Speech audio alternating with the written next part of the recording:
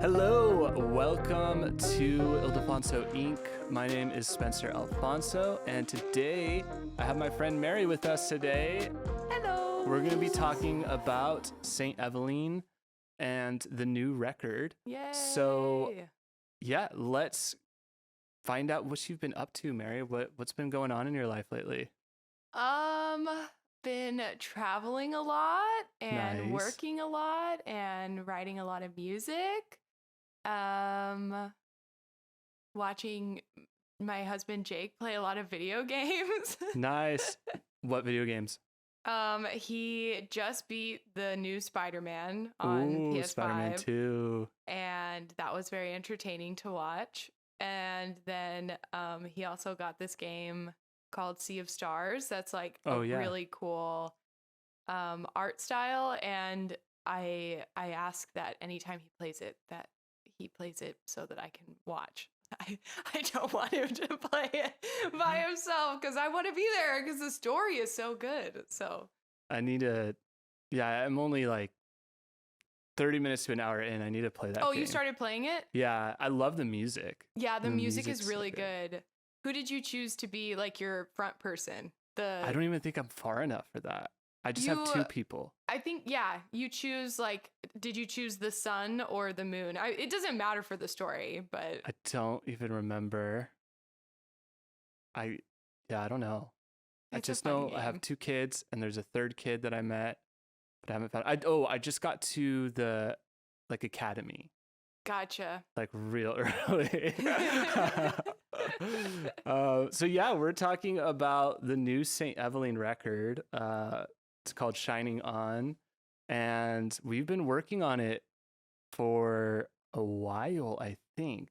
Probably like a year or so, maybe a little less. That's so crazy because I don't even remember when we started, but I'm guessing we started early summer, maybe.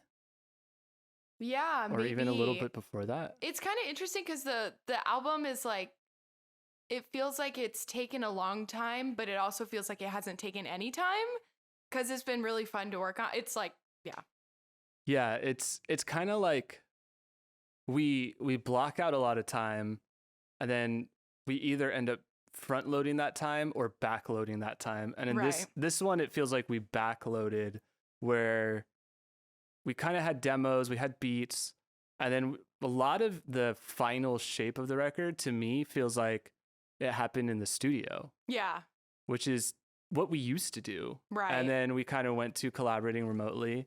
It kind of feels like we build off of the remote sessions. We kind of establish the language, maybe what we're going for creatively. And then once we're in the studio, there's not that internet delay or you trying to hear me playing guitar and having a noise gate cutting everything out. And then I'm also able to focus on engineering your voice and finding the spot in the room where we like the way that your voice is sounding.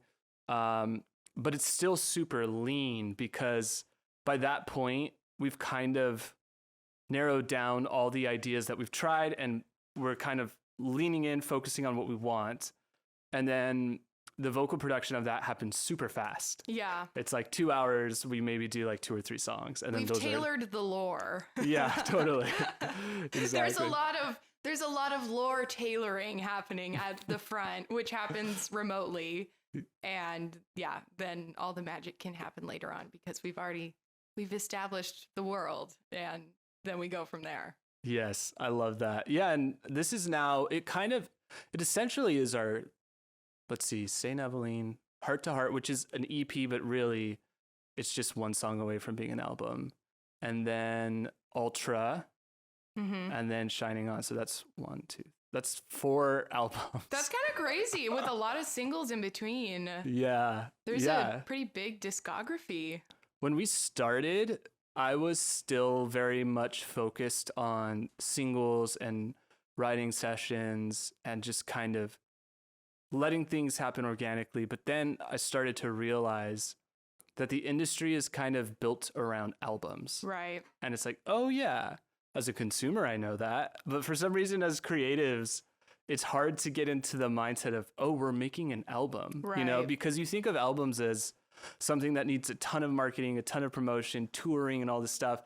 And I think a lot of creatives in the indie space, we kind of think, oh, we do the singles and the EPs, you know? But the problem is when you do that, you never get to stretch out and see what your sound is like over a larger body of work. So I think we switched to the album process a little earlier on, but then I feel like we really started to pay attention to it probably in like 2020 or 2021. Yeah. And so knowing we were going for an album, it seems like we were able to bring it together a lot quicker because we kind of know what an album looks like for St. Evaleen. Yeah, it's like, I mean, with an album, especially when you're playing a character like St. Evaleen, it's there's challenges and then there's things about it that are easy when it comes to making an album, because with singles, especially when you're just writing for yourself, like, you know, your name, you know, you're basing the lore, like we were talking about, on who you are as a person. But then when you're a character, you have to kind of create that lore. And so I feel like it is actually easier now that, since there is a lot bigger discography for St. Evaleen now, I think it's easier to create the lore for every new album and do that for albums as opposed to singles. Because like with singles, you know, you could be like, oh, you know, let's make like a really cool, like anime pop sounding song. And then the next song is like, let's make something that sounds like Stevie Nicks or like retro vibe and like all acoustic. And so when you have an album, I think it's a little easier to make those concepts fit together more, you know? Totally. No, I totally agree with that. Yeah, it's kind of like when I always call it solo projects. It's like when you're doing your solo project, which is in most songwriters' cases like their first and last name or something close to it. It's like you kind of have to work up a lot of courage to express yourself and to figure out what's a good exaggeration, what's a bad exaggeration. Totally. What feels expressive, what feels disingenuine. And then with what I call like an artist project, which is something where it's a little bit more focused on, like you said, like playing a character or a version of yourself or a band like project.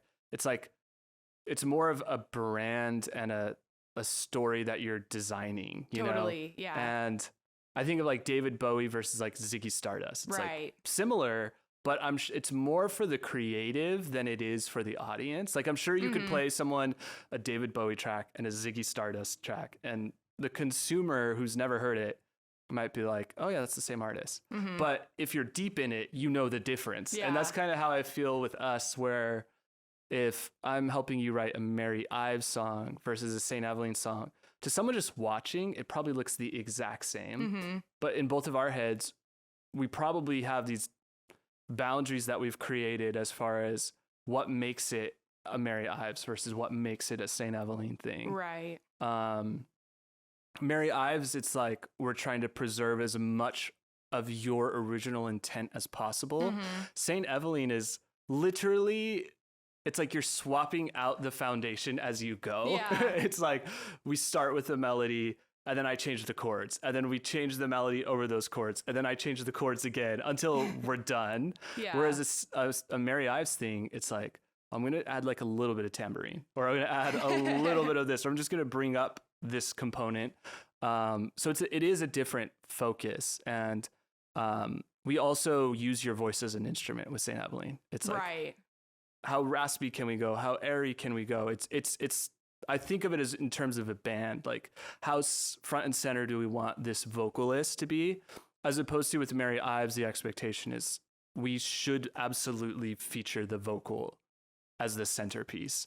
And everything should support it around it. With St. Evaleen, it's fun because it's like a stew where you never know what's going to be the star of that composition. Yeah, you know? Totally. It could be like the harmony in one part, and then, you know, it's like what we intended to be a harmony becomes kind of like the lead vocal, and then what was intended to just be like a background thing kind of comes to the forefront, which that's I think my favorite part about making St. Evaleen music with you is the vocal production and how much effort we put into all the vocals. Like, viewer, and listener, you have no idea how much effort we put into the vocals, and I hope it shines through. I mean, I know it does because it sounds amazing, but there's so many vocal tracks, but they all serve a specific purpose. It's like we don't just throw it on because this is just. I mean, there's a system that we always want like a lead, and then we always want some doubles and stuff to fill it out, but like I feel like they're always really intentional. It's so funny that you say that, because for me, I have such short-term memory that I don't remember layering all the vocals until you say it, and I'm like, wait, oh yeah, there are a lot of vocals, because I'm just we work so fast. For me, it's so easy, but for you, it's coming out of your body. I'm like passing out.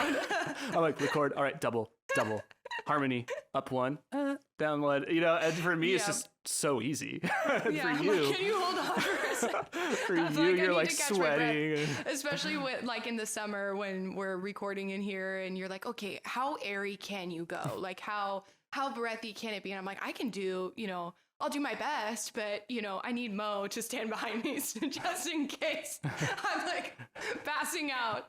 Because there's a lot that goes into it, but it's so much fun. That's my favorite part, and I feel like that's the common thread for me, like with my solo music and then Saint Evaleen, is that there's always like an insane amount of vocals, but that's because like I feel like that's kind of the brand for both, and so it's cool to play a character and like really play those up, and then for my own stuff, like I can still do a part of that, but the beauty of Saint Evaleen is that I could sound like a mouse in a church, and then I can sound like a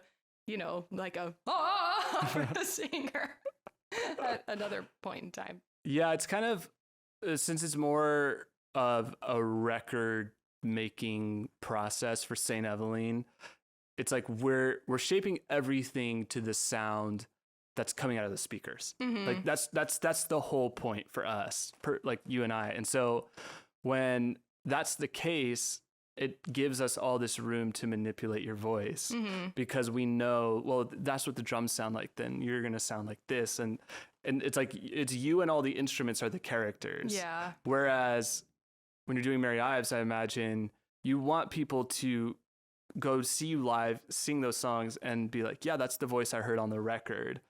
I don't think we've ever done a live Saint Evaleen thing. But I imagine you would probably do a hybrid of like how you would sing it as Mary Ives and how you would sing it as Saint Evaleen, because I feel like when something's live, different muscles kick in. For sure. And it's more instinctual, whereas you're in the studio, it's a lot more like voice acting. It's like manipulating and shaping stuff that may not be totally sustainable if you had live drums behind you and in-ears on, right? All of that going on. Yeah, it may not translate the same way, but I mean, that's the beauty of, focusing on recording more and just like releasing more digital content, is that you can do whatever you want and you can be whoever you want to be. Mm-hmm. And so, there is a beauty to just solely focusing on being like a studio performer. Cause you can translate, I mean, there are big differences between both, where it's like you can convey a lot of emotion live and also in the studio, but they're just very different, and it just depends on like what you're trying to communicate to the audience. But I mean, personally, I would pick studio over live any day of the week, because number one, I can do it in my jammies. And number two, it's a little less pressure, because especially recording with you, like there have been so many moments where I've cracked, where I've saying the wrong thing, where I've sounded like an idiot, and you're just like, dope afterwards. You're like so encouraging, and I'm like, really, that was good? And you're like, yeah. So I would pick studio recording over live performance any day. Yeah, live, you're really subjected to the room, how many bodies are in it. Mm-hmm. The live sound engineer is just as important as a musician on stage. Totally. And if you have in-ears on, the in-ears are a whole different story. Mm-hmm. So yeah, there's a lot. It's almost like live has a lot of realities going on. There's the reality of how's it going to look on the phone when someone's filming you, Right. because that's where the most amount of people are going to see it. There's the reality of what are you listening to in your in-ears? That's not what the audience is listening to. And then there's the reality of what someone who's right up front is hearing versus someone who's in the perfect triangle for the speakers, right? Like if everyone's on in-ears, the front row person, they're not hearing what the middle people or the back row people are hearing. Yeah. And so there's just so many different elements to a live show that a lot of variables. So many variables, yeah. Whereas in the studio, if it's me mixing, then we know like this room is gonna pretty much get us pretty close to what everyone else is going to hear. If we have the benefit of having Ruben master, then he's listening in his room and it's like, it feels like we're covering a lot of ground for a lot of people. But when you're live, it's like someone could be on the side, someone could be in the back, someone could be talking super loudly, you know, there's just so much. Yeah. There could be like a blender going on, you know. Totally. And for me, whenever I go to live shows, I'm always, because with COVID, taking a break from live performances and going to see stuff, I'm always surprised at how loud everything is. Yeah. I'm just like, oh my goodness. I can't believe I survived like age 4th grade to now without being deaf, because I used to play drums for like 5 hours in my mom's room, just like practicing all day or in the garage. Yeah. And like, I can't imagine standing next to a drum kit anymore and just like, know your protection. Or even just listening to music. Like I had a thought the other day. I heard a song that like took me instantly back to being a teenager. And I had a memory of me listening to that song with my friend. And we used to like in the car, we would share earphones from like, you know, an iPod Nano or something, and it'd be like blasting, but just in one ear. And I was like, no wonder I have tinnitus. Totally. Because like even just not even playing the music, you know, or like playing an instrument, that's obviously damaging if you're not careful. But just listening to music casually, like everything is so loud. I carry earplugs with me everywhere I go now because I'm a baby. Things are too loud. Even the sensory overload. Yeah, the movie theaters are loud. Yeah, it's totally. Crazy. Or if you, there's so much. So yeah, we love the studio environment. And so we're going to unpack the album now. So the first track is called Shining On. Sipping champagne, live 1,000 lives. Breathing new air, airborne appetite. In the clouds,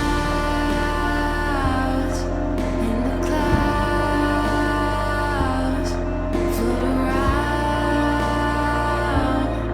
In the clouds, let me go anywhere I want to. Catch some fresh air in the blue. Stars they explode, shining on. I am an eagle, I know where I roam. I am a seagull above ocean foam. Sway on the breeze, I just float. So that is Shining On. You were saying that you love the claps. Why don't you tell us why you love the claps? I don't know. It reminds me a lot of like Rosalia, because there's this performance that she did. I don't know where it was at. It could be at like the VMAs or something. But there's this live performance where I had read a story that she had a guitarist that was gonna come accompany her and all of her background vocalists and like some people doing percussion, and her guitarist like couldn't make it for some reason, and so she decided to just go out and do it a cappella anyway, and she had all of her background vocalists still, and I think she was doing her song Di Mi Nombre, and so there's a lot of like I don't know how to explain it, but there's a lot of like yelling and stuff that happens, and then like so much percussion, and they just did it, and she nailed it. It was so cool. And so ever since then I try and sneak in. We have Jake and I have a homemade sample pack of like just things that we've been using lately for all of our songs, and I have in the folder it says like Rosalia claps on it. It's just like some random little claps. I try and sneak them in like every song that I'm making because I love like percussion that sounds. Some people would probably say it doesn't sound like amazing because it's super dry and it's like all room, but that's like my favorite thing, and that's kind of what it reminds me of. Yeah, for me with claps, it's such a common tool. It's its own instrument, and I've been using claps in my songs since I started production, and yeah, there's so many different ways you can record claps. Yeah, and like you said, the roominess, that for me is so maybe in like 2018, 2019, I started thrifting CDs, and you've worked with me, you know. I'm a weird audiophile where I've never recorded in real studios, but I refuse to listen to like MP3s. Like I hate the sound of an MP3, but at the same time, I'll be on like chat support with Disco and be like, it's all MP3s. And like, they'll be like, yeah, it's all MP3s. And so I have to listen to MP3s, but when I don't have to, I love the sound of a CD coming through. What we listen to here is a Harman Kardon Bluetooth mono speaker. I love listening to these like really consumer grade Bose speakers. Here in the studio, we use Dynaudios, but there's something about a CD that sounds so crystal clear that I just can't get that sound out of any streaming service or anything. So I started collecting these CDs and listening to them. And one of them was PJ Harvey, produced by, why am I forgetting his name? He produced In Utero. Jake, do you know who I'm talking about? The In Utero producer who did like the Pixies and all that? What's his name? Steve Albini. So Steve Albini has this really roomy sound, and hearing CDs or even vinyl, you know, we've talked about vinyl and your father-in-law's setup, where when you hear, it's like a dignified version of a mix that won't sound the best on Spotify or Apple Music. Right. It's like you need to hear it on vinyl or on the CD because all of a sudden it's an even playing field. And on an even playing field, a Steve Albini mix is one of my favorite mixes. And he intentionally puts his microphones all over the room and gets these weird sounds. And so roomy claps to me are a way to create, like, to catch your attention, you know, and be like, whoa, that's distant. Like, why did they choose to do that? You know, because I think so often today we're used to everything operating on a flat plane, and everything's competing for the same space, and so that like three-dimensional clap sound, it sends it a little further back. And it took me a long time to get my ears used to that sound because my generation of like indie rock fan grew up with Phoenix, and Phoenix basically brought in this notion of drum samples and DI recorded guitars, and everything's super dry and pristine. Yeah, and like up close. Very up close. So I've had to kind of detangle that sound from what's possible. And listening to CDs is great because like you just stick it in and you're only listening to that sound, as opposed to Spotify where you're going back and forth between a bunch of stuff, shuffling, which can be great, but you miss out on that like album sound. Yeah, and totally. With Shining On, I was trying to bring in more of like an album sound where it's like, is there anything else about this song that you pick up when you hear it, or any other thoughts about Shining On particularly? I mean, I love how breezy it is. I remember when we wrote it, I think the genesis of the concept was like something that could, like the emotion that's being conveyed is like traveling and like how you feel when you're like on a plane, you know, like you're getting ready for a trip, you're like super excited, you're up in the clouds and just like looking over the world. And I like how breezy it is, and it just feels like a really great driving song, you know, where it's like it's not too in your face, it's just like a very easygoing song that you could flip on at like any moment. You know, you're driving or like you're chilling out or, you know, you're whatever. It's like such a chill song, which I really like. Dope. All right, let's check out the next tune. Coming Home. I love this song. I think this might be my favorite.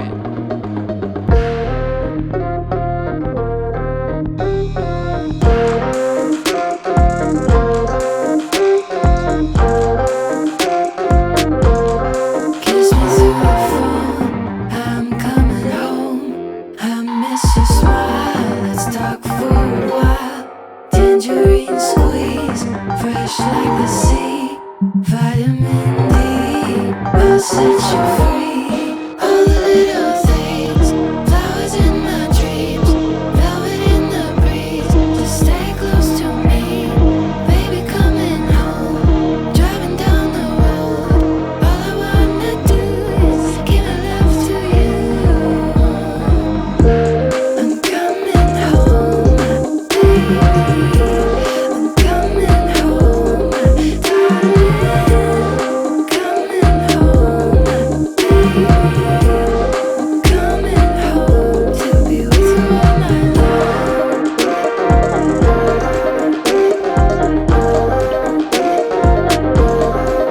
Like I'm done.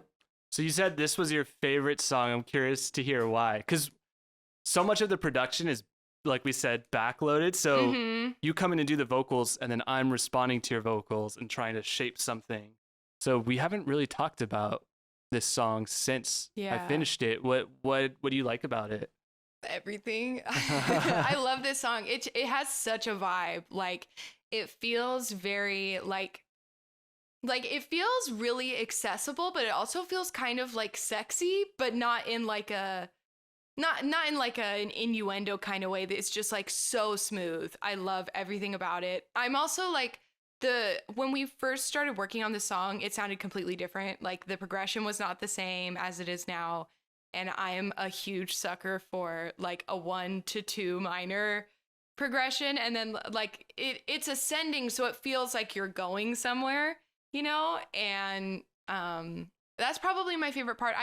My other favorite part is like the woodblock sound that has a ton of verb on it. Cause it just feels very like tropical and like, I don't know, it reminds me of like, I don't know, like the Copacabana and you're like, you know, going to like drink a little martini with your friends at, you know, a comedy show or so. I don't know why, but that's like the first place that my mind goes to. People who are listening to this are probably like, that makes no sense.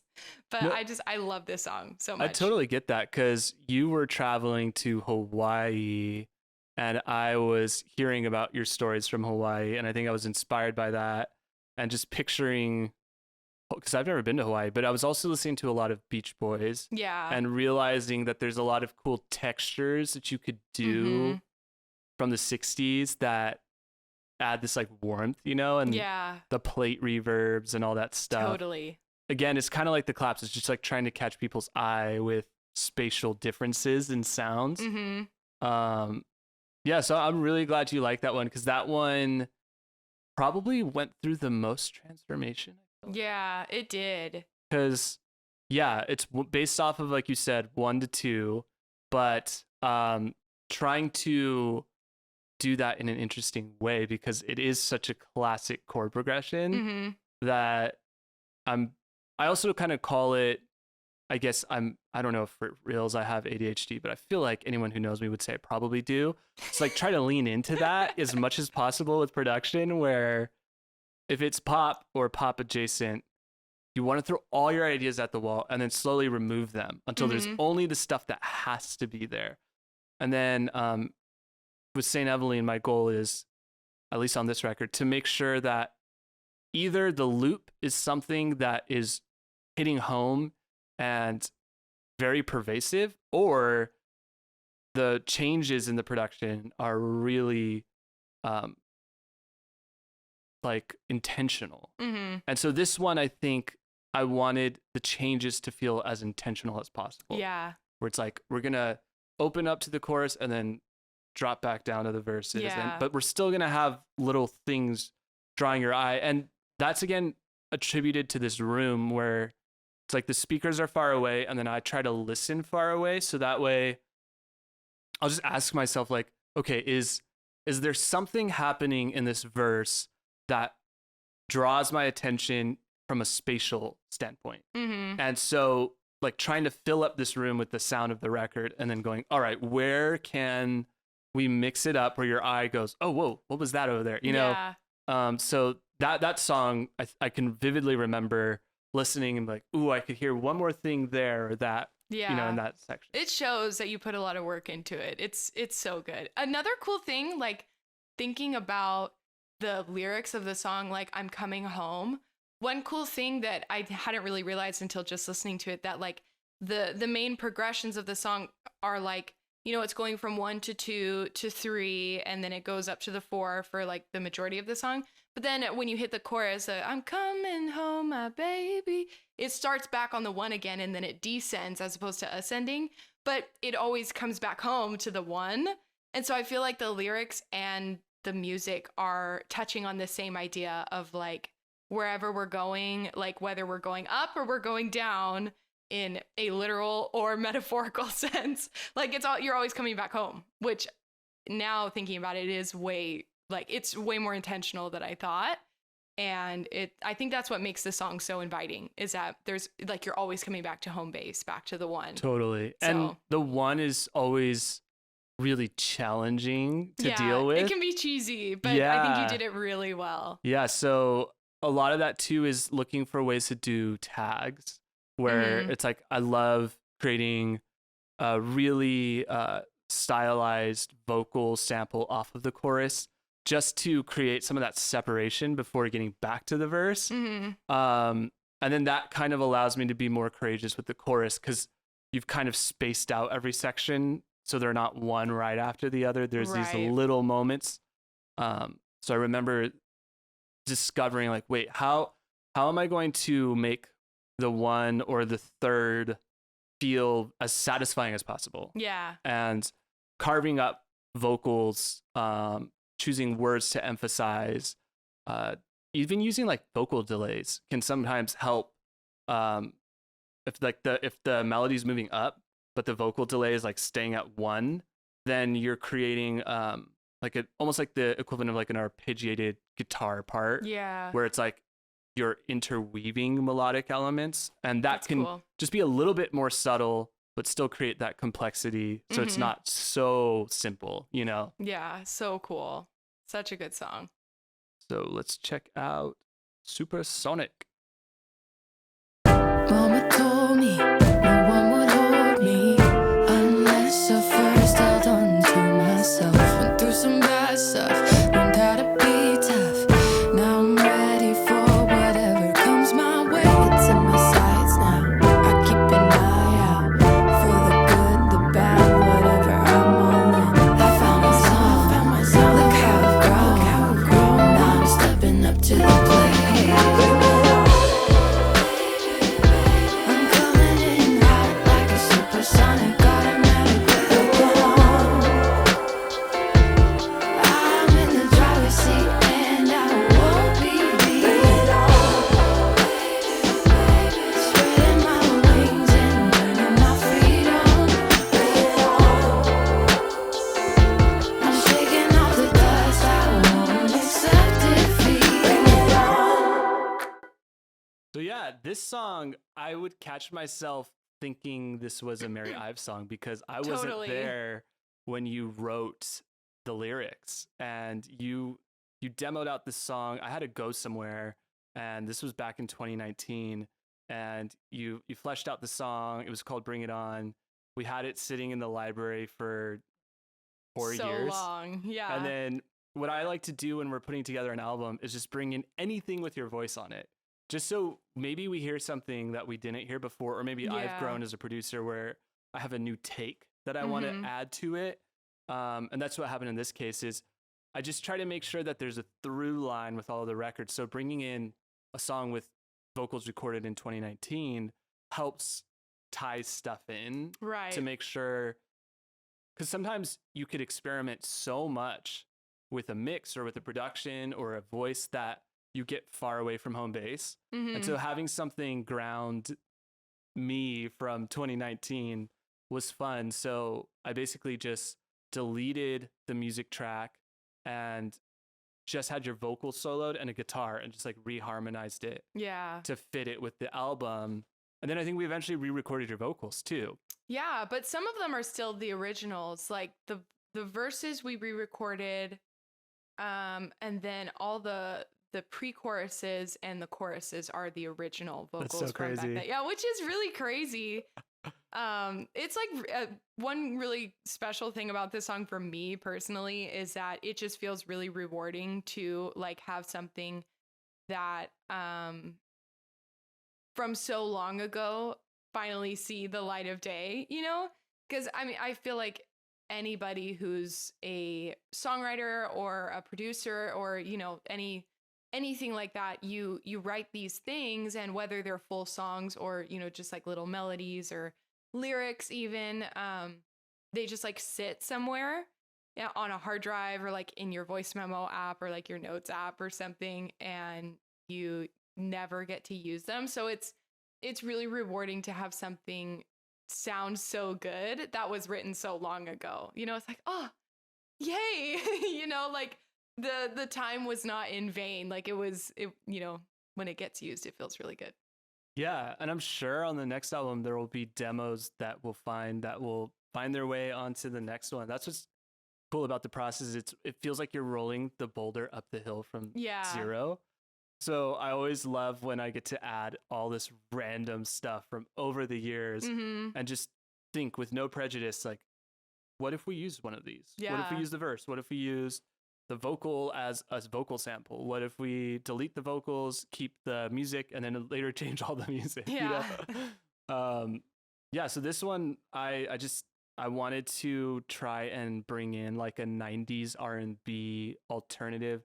I was thinking about like Macy Gray or Lenny Kravitz, but also thinking about like Arctic Monkeys, like more later, more recent Arctic Monkeys, like kind of their 60s lounge sound, you know, like a warm bass, kind of everything as understated as possible, even though the vocals have a big kind of energy in the choruses. And just trying to go as warm as I could with this production was kind of my goal. But this was a fun one to include. So good. I love that one. I'm going to say that after every song. I'm going to be like, oh, I love that one. That's my favorite song. Next to You. The traces of you in the sky, the colors we make, they collide. I'm over the moon with your love, you sweep me away with your eyes.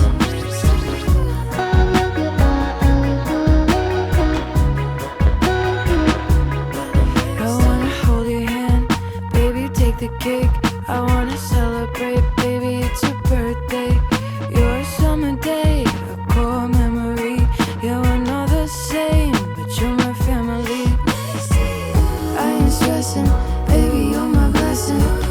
Yeah, we're taking care of business, cause this is our love. Way over the moon, I swoon. I knew I'd always love you.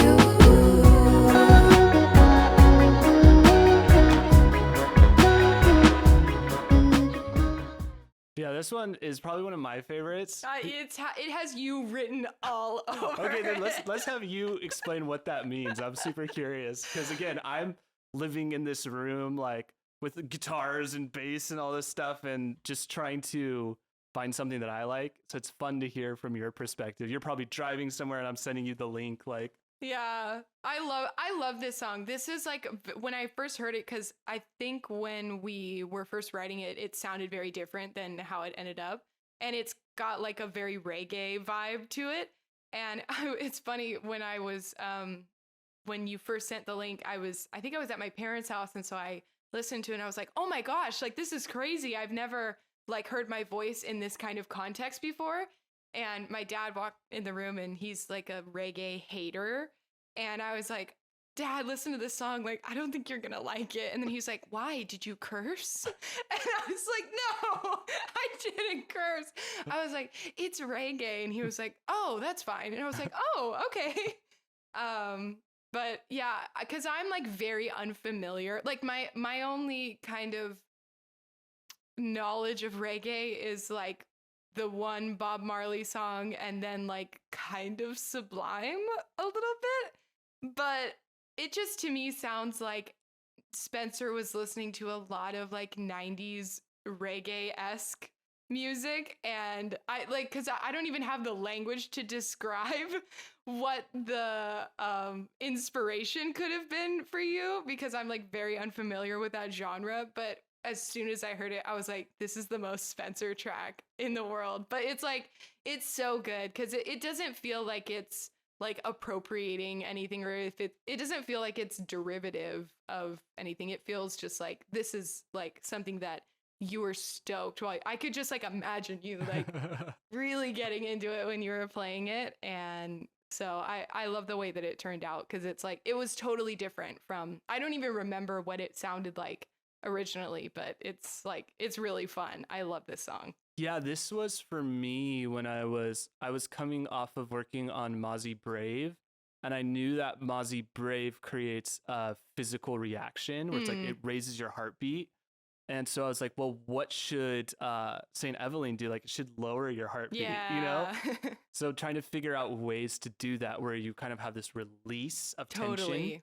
That's what it feels like. It feels just like you're relaxing. You know, you're like by the pool, you have like your iced tea, you're like reading a book, you know, that's what it feels like. Yeah, it literally, it's like melatonin in music form. Yes.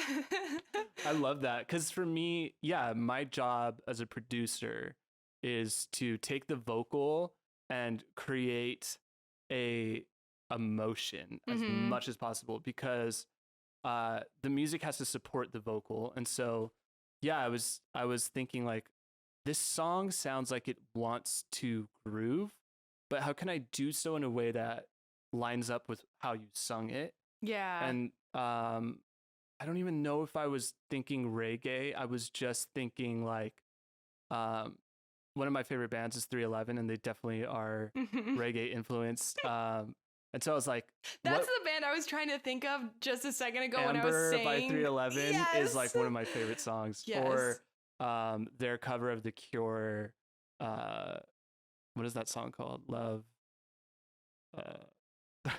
It's so hard to remember the names of things when you're Under talking on a podcast. But they cover a Cure song.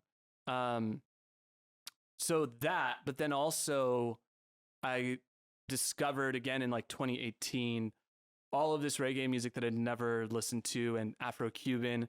And the thing about those artists is they have a really warm, dry, short attack sound. So it's the pop vocal element is inspired by 90s, like you said, Sublime, 311, all of that radio stuff that you hear in Southern California.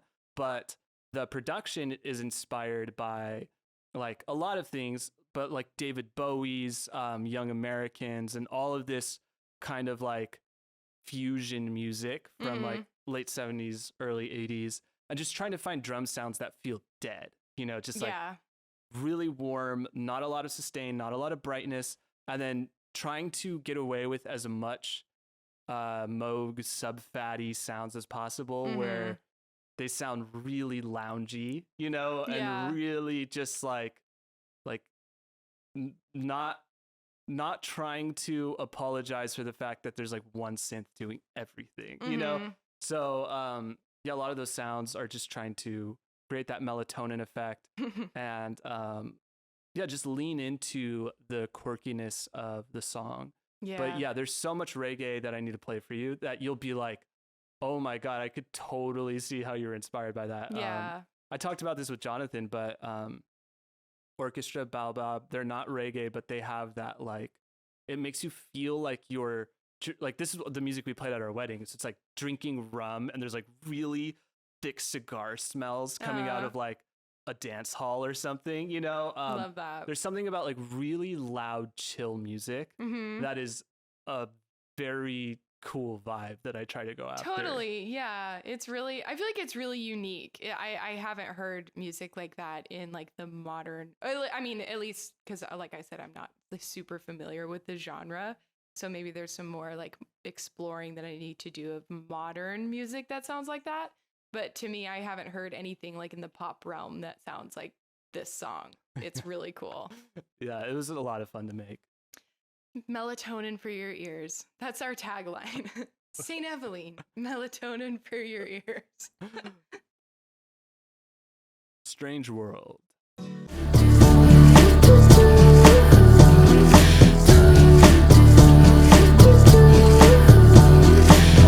around the cards room full of ghosts. Let me read your palms, watch the future roll. Sing 1,000 songs by desert views.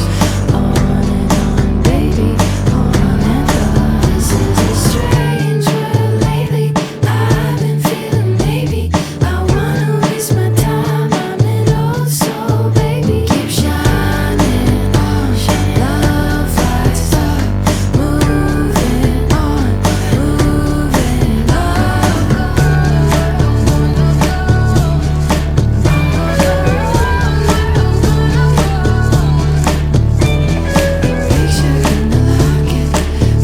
This is another, probably one of my favorite ones too. So good. I love this song. What do you remember about making this song?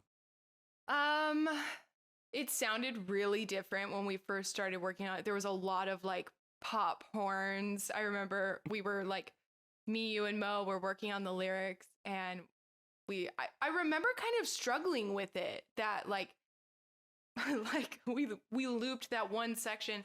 There were these horns that were going like bum ba-da-da-dum, dum bum bum ba-da-da-dum, and we had looped that over and over again to try and get the right lyrics, because we were just trying to convey like kind of like a cheesy love song, but also make it not, like cheesy but accessible, and not like weird.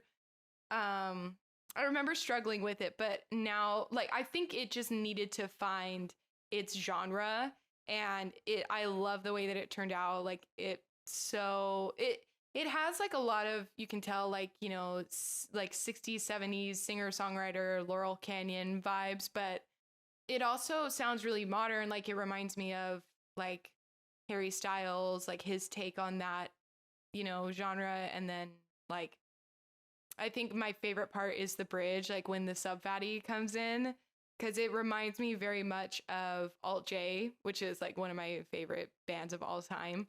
And it's like that, I think it's like a Casio that they use for their bass sounds on their first album and even on their latest album too. And when it hits like with the chord changes, because it goes to that 4 and then to the 2 and then back home to the 1, it's just like, oh, it sounds so good. I love this one. Yeah, this one, again, going back to my crazy old man audio enthusiast ways, this song was recorded at 96. Oh. And I think you can tell. Like, to me, it's just so punchy. Yeah. And aggressive. And I was thinking towards the end of the mixing process, like, why do I love this mix so much? And I was like exporting and I was looking at the stems and they're all in 96. And I was like, you're like, whoa. That's one of those days. And I had this a lot with your dad where my computer will just decide to record everything in 96. Wow. And I'll be like 80 tracks, oh my 90 gosh. tracks. And it's like, that's why I'd never want to lose this computer. Because for whatever reason, it's really good for this kind of recording. Yeah. My computer could never. I could almost promise you that the next St. Evaleen album will be in all 96. Because there's a quality to the recording to me that sounds a lot like tape. Like it's really defined, but it's also more musical. It's like I could record a lo-fi sounding harmony acoustic, and it's not like it sounds hi-fi, but the body is there and like the definition. So you could do really small things and have a weightier impact versus if you're at like 44.1 or even 48, it's like you could do so much and throw so much at it and it still sounds small. Yeah. So after this was like 90s, 96 forever. Like and people roll their eyes at me all the time because they're like, you cannot hear a difference between 96 and 48. I'm like, I don't know. Like, listen to these songs. They're all mixed in the same room, same gear, recorded the same way. And that one just punches so hard. And it's not like it's a big aggressive song. Right. Yeah. It's like, because the song feels, because of all the instrumentation, it feels like a hug, but it feels, but like, yeah, because it's so punchy, it's like maybe you're hugging like glass. Or you're hugging like the trunk of a palm tree. That's it feels like a tree, like a sturdy. I was like, when you said hug, I was picturing like a big, wide, like redwood tree. You know, it's got some knobs on it where you're just like, ow, but I love you. Totally, yeah. And those drums are. I wanted a unique drum sound, so I just sampled our own St. Evaleen drums that I recorded in the garage. And so good. Used that because I was like, there's just. Sometimes when you find a sound for an artist, you don't want to mess with it. Yeah. And for me, it's that sound in the garage for the drums.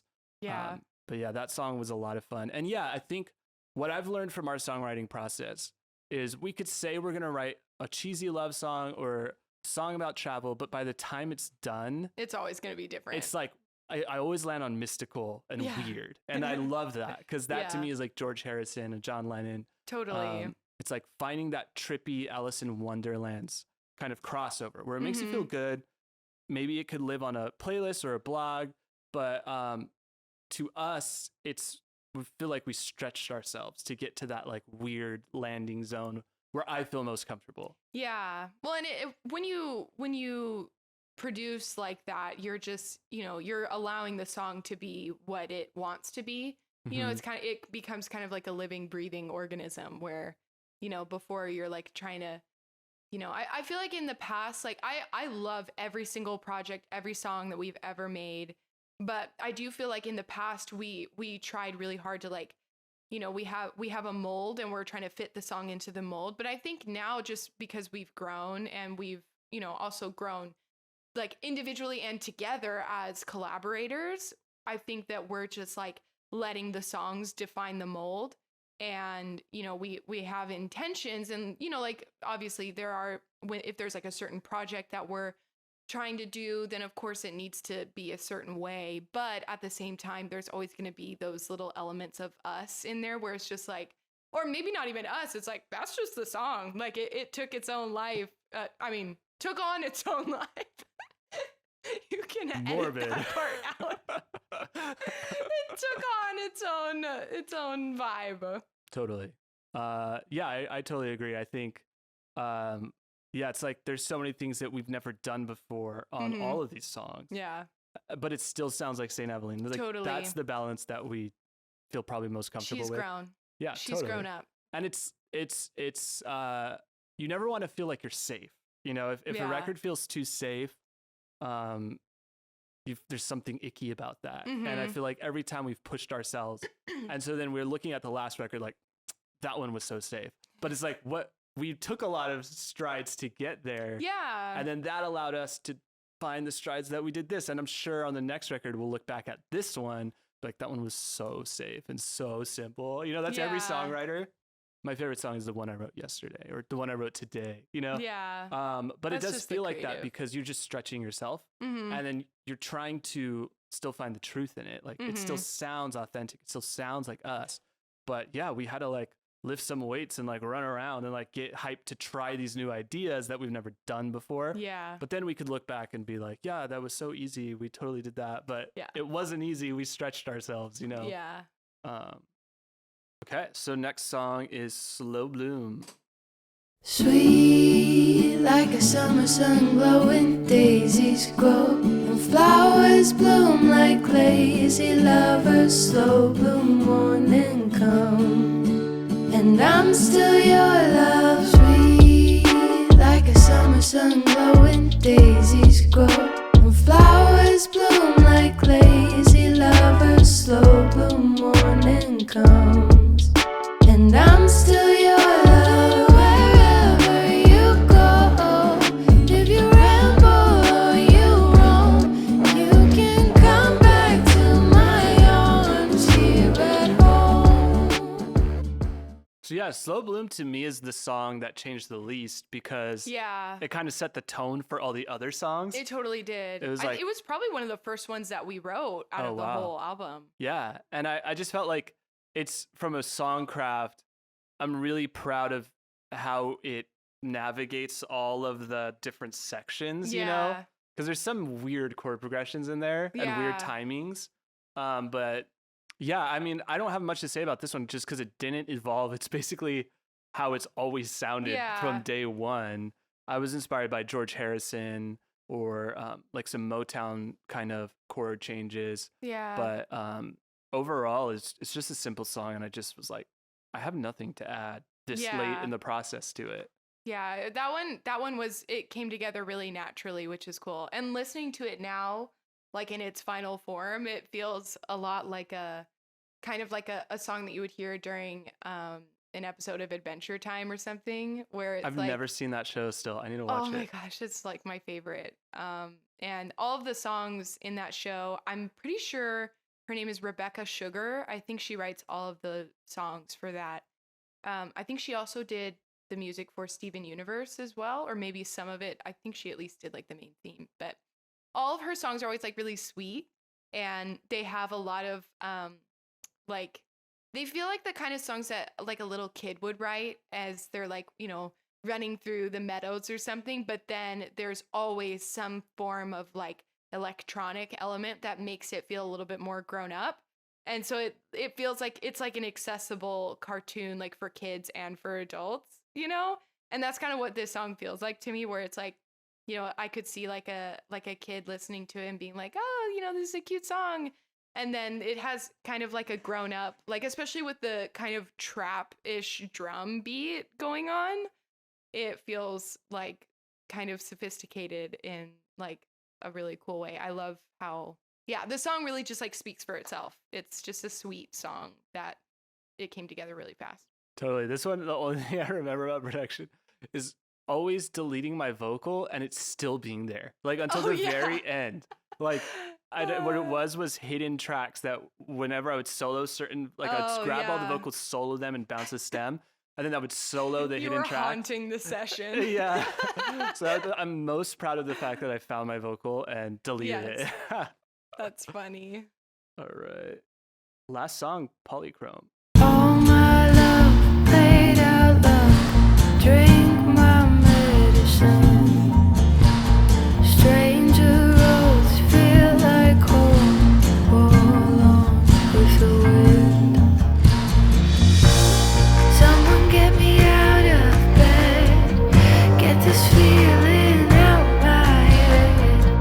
Thought it would be different. This perfect mess. Just look at me now. Don't forget me now. And I'm calling for you. That's a cool one. So yeah, this song is super fun. This one, again, goes back to 2019. It does, yeah. So Julia was your best friend growing up, still is. Yes. And you guys, you introduced me to Julia in 2019, and then she moved to France. Yeah, she did a year abroad in France. So she did a year abroad, and then we moved, happened to be close to Julia.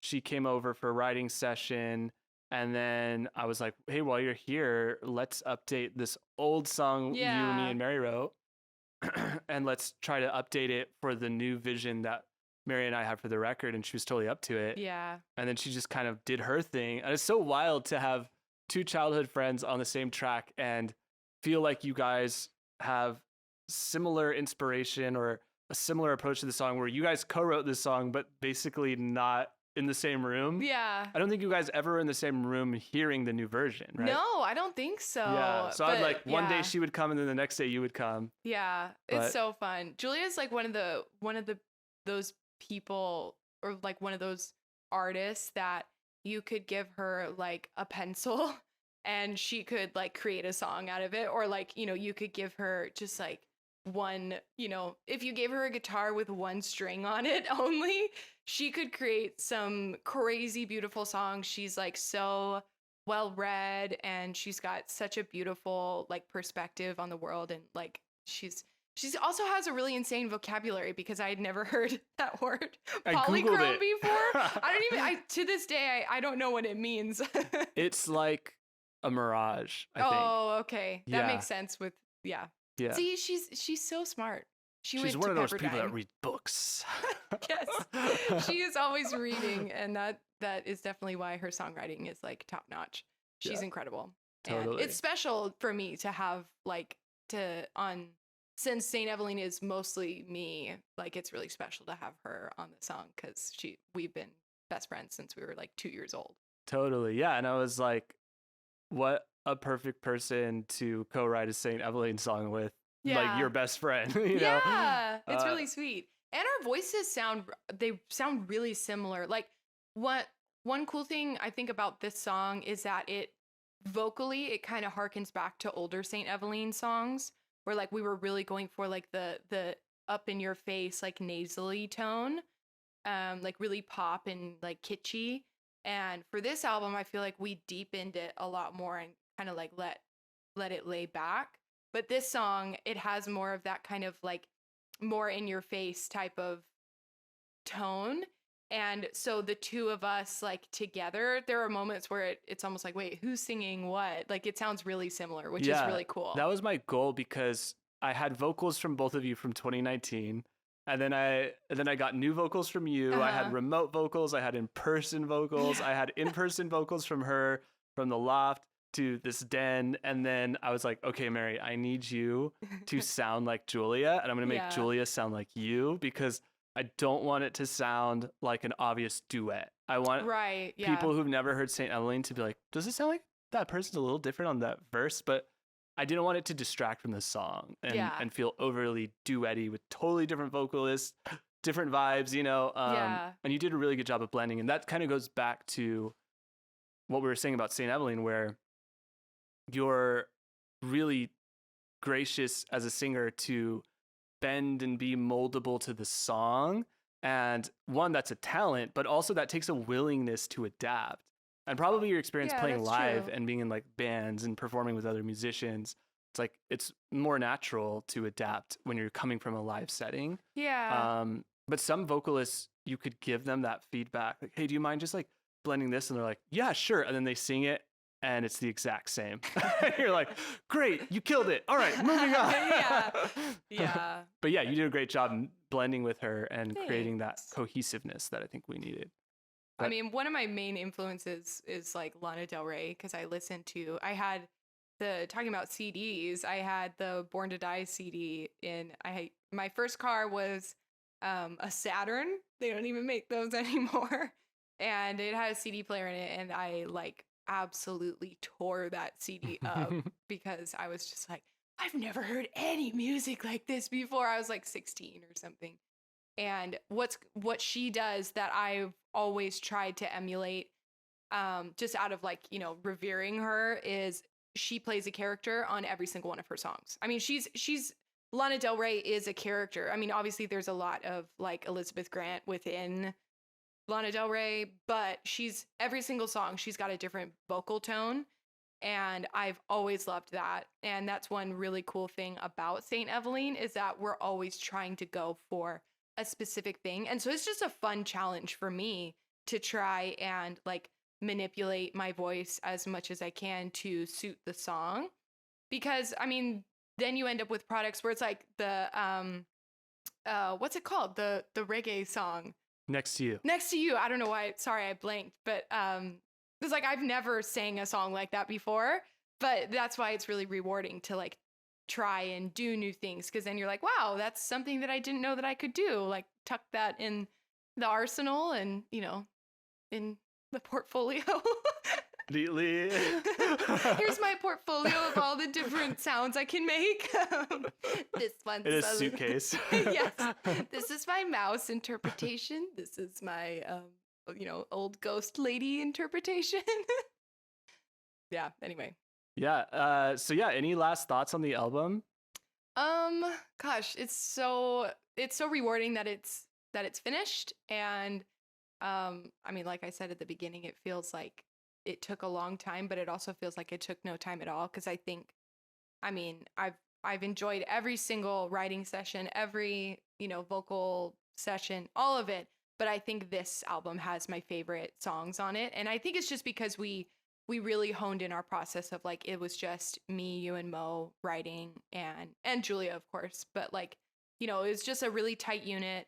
We kept it really simple in terms of like just letting the songs speak for themselves. And so I think this is my favorite. So you got to listen to it. It's so good.